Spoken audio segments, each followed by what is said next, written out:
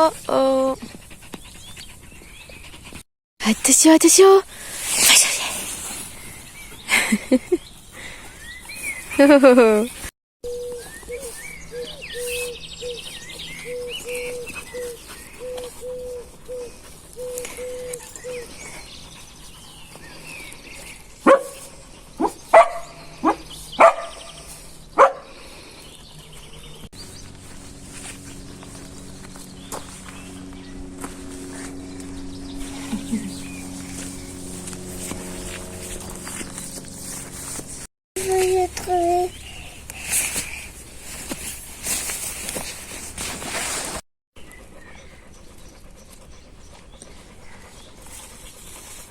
Je peux goûter la pluie.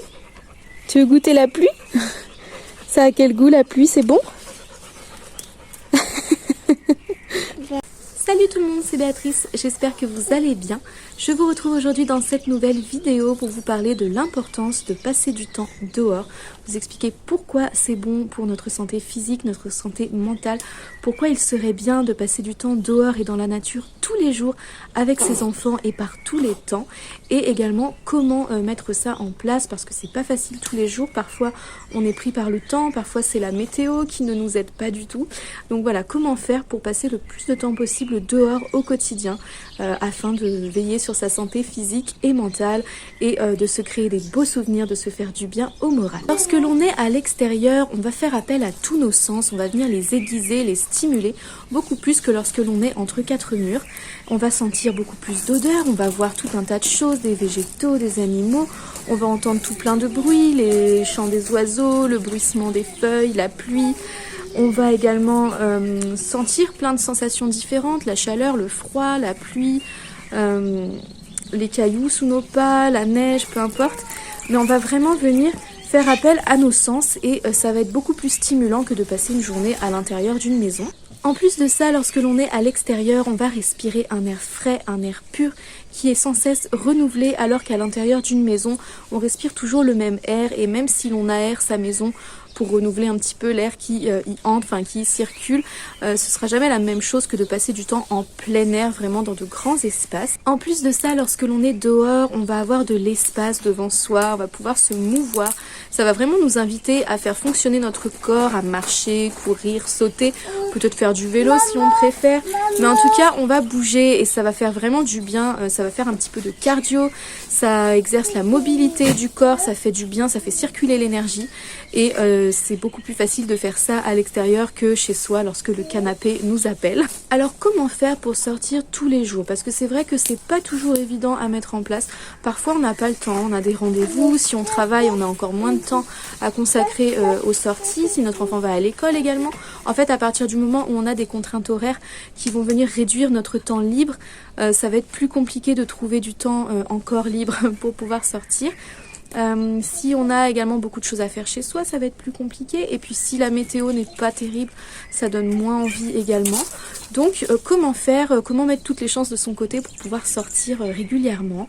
Eh bien déjà, si on a un jardin, ça va aider. Nous c'est vrai que depuis qu'on a un jardin, on passe beaucoup plus de temps dehors parce que du coup même lorsqu'il fait mauvais, que je suis pas très motivée, ce qui a été le cas notamment pendant l'hiver avec la fatigue de la grossesse, les petits dramas qu'on a vécu ces derniers temps, les chiens avec Yuki qui obéit pas toujours bien au rappel, donc c'est pas motivant, on va devoir sortir la laisse, etc. Bref, j'étais pas hyper motivée, mais au moins je pouvais sortir dans mon jardin, passer un petit peu de temps dehors, marchouiller un petit peu dans le jardin, c'est toujours ça, même si bien sûr il vaut mieux aller faire une bonne marche, c'est toujours plus sympa, mais ouais, au moins avoir un jardin ça aide, donc se forcer à aller dehors un petit peu tous les jours.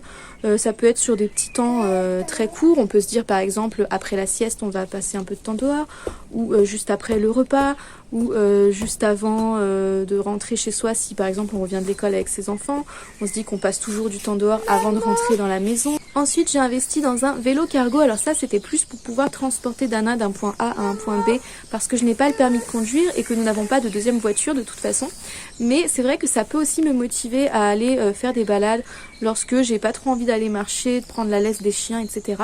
Je vais au moins faire un petit peu de vélo, on va aller se balader puis on va aller au parc et une fois qu'on est au parc, on va sortir du vélo et on va passer du temps dehors. Donc ça peut aider aussi, un petit moyen de locomotion on va dire pour tout le monde, ou même juste pour son enfant, une draisienne, un porteur, une trottinette, un vélo, quelque chose qu'il aime. Ça peut le motiver aussi à sortir si jamais il n'aime pas trop marcher. On peut aussi se dire que l'on va aller dehors dans son jardin ou sur sa terrasse ou sur son balcon, et ce sera pas forcément pour une promenade ou pour aller au parc ou pour jouer dehors, vraiment pour quelque chose d'un peu plus sportif, un peu plus physique. Ça peut être aussi tout simplement pour aller lire, pour aller dessiner, pour faire les devoirs aussi, pourquoi pas. Ça peut être également pour travailler un petit peu, pour tricoter, pour coudre, juste pour discuter, pour manger bien sûr. Et même lorsque le temps n'est pas forcément hyper radieux, même lorsqu'il fait un peu froid, si on est bien équipé, et on va en parler après, on peut quand même se dire qu'on va sortir, ne serait-ce que 10 minutes par-ci, 10 minutes par-là. Ce sera toujours mieux que rien du tout. Ça va être important également d'avoir le bon équipement pour pouvoir sortir par tous les temps.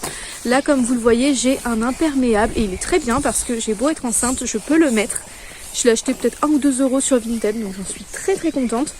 Et du coup, voilà, s'il pleut, je peux mettre ma capuche, je ne serai pas mouillée. J'ai également mis mes bottes de pluie. D'ailleurs, je vous dis s'il pleut, mais il pleut là au moment où je vous parle, mais heureusement c'est léger, donc ça reste plus agréable. Dana aussi est très bien équipée, elle a un imperméable.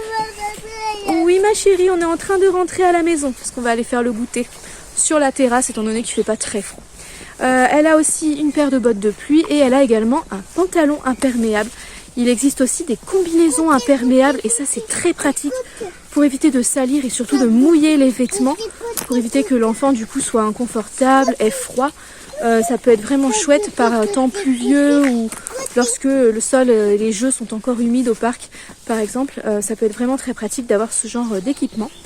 Et puis voilà, lorsqu'il fait froid, on va également privilégier les bons vêtements avec des matières qui vont tenir chaud mais être respirantes tout de même. Merci mon amour. Merci beaucoup. Et qui ne vont pas être trop volumineuses non plus, parce que si on met trop de couches de vêtements, l'enfant au final il perd un peu en mobilité et du coup c'est pas forcément agréable pour lui d'aller jouer, parce que voilà, il se sent un peu trop engoncé dans des vêtements. Donc on va faire attention aux matières, pourquoi pas de la laine naturelle, ça c'est très bien. Et puis voilà, on va lui mettre des bottes un petit peu fourrées.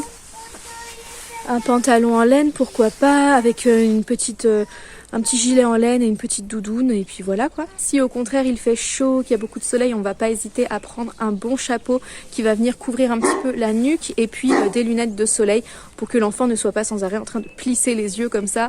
Moi j'ai des filles très sensibles au soleil, donc je sais que si j'oublie les lunettes, c'est vite le drame. En tout cas, la météo ne devrait pas être un problème pour sortir, ça devrait pas être une excuse non plus, parce que finalement il n'y a pas de mauvaise météo, il n'y a que des mauvais vêtements, et il y a quasiment toujours une solution pour pouvoir sortir par tous les temps, même si on est bien d'accord, lorsqu'il pleut, lorsqu'il fait froid, lorsqu'il y a du vent, c'est beaucoup moins motivant, mais à la limite on peut aussi se dire qu'on sortira un peu moins longtemps. On peut prévoir un endroit avec un petit abri. Par exemple, là moi je suis allée au parc de notre commune qui est à quelques pas de la maison, et en fait il est situé derrière la mairie.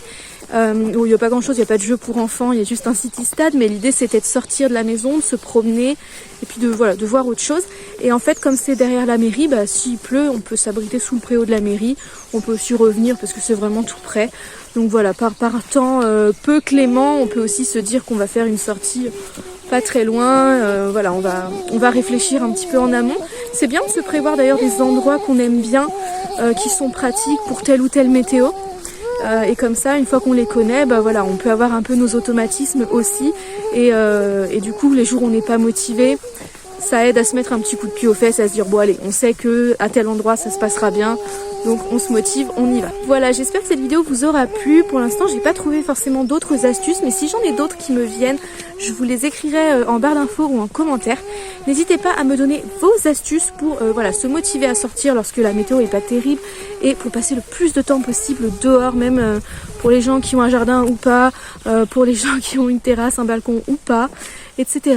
Dites-moi également quelles sont vos sorties préférées. Et puis voilà, moi je vous fais plein de gros bisous, je vous remercie d'avoir regardé cette vidéo, n'hésitez pas à la liker si elle vous a plu, à vous abonner si ce n'est pas déjà fait, et je vous fais plein de gros bisous, et je vous dis à très bientôt pour la prochaine vidéo. Bye!